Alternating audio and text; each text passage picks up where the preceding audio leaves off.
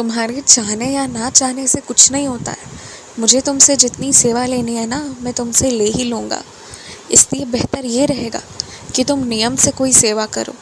जब तुम नियम से सेवा करोगे ना, तो तुम्हें बहुत लाभ मिलेगा। तुम सोच भी नहीं सकते हो कितना।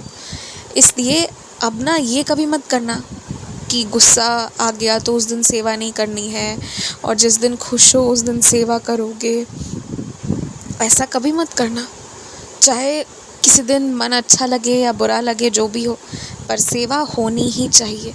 और एक बात कहूँ मैं तुमसे, मुझे ना तुम्हारी सच्चे प्रेम, सच्चे भक्ति के अलावा कुछ भी नहीं चाहिए। एक दिन का एक सामान भी नहीं। लेकिन फिर भी मैं तुमसे कहूँगा कि तुम कोई सेवा करते रहा करो।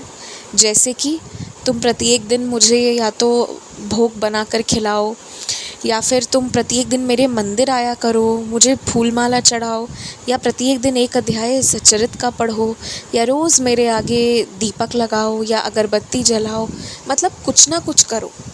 और अगर अच्छा ये रहेगा ना कि सेवा कोई एक वक्त होने की बजाय ना सुबह से रात तक की सेवा हो। तुम अपने नियम से बनाओ, तुम्हें जैसे पसंद आए वैसे बनाओ, लेकिन नियम बनाने के बाद उसे कड़ाई से पालन करो, पूरी सख्ती से। जब तुम ऐसा करोगे ना, तो अपने आप पूरे दिन तुम्हारा मन मेरे में रमा रहेगा, मेरे में लगा रहेगा।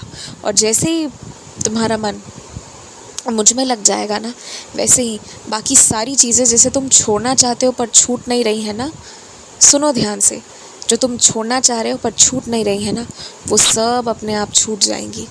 इसलिए तुम सेवा करो और तुम देखो, तुम्हें उससे बहुत फ़ायदा मिलेगा। कभी भी सेवा करने से ना नुकसान नहीं होता है, इतनी बात तो पक्की है ना। तो फ़ायदा हो ना हो, नुकसान तो नहीं होगा, ये तो तुम जानते हो। तो बस करो ना, और खुद देखना, खुद एहसास करना कि क्या कुछ पाते हो तुम।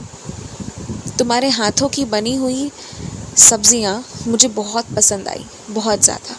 ये अलग बात है कि तुम उसे बनाए भी बहुत प्रेम से, और फिर तुम खुद ही उसे ग्रहण नहीं कर पाया आज।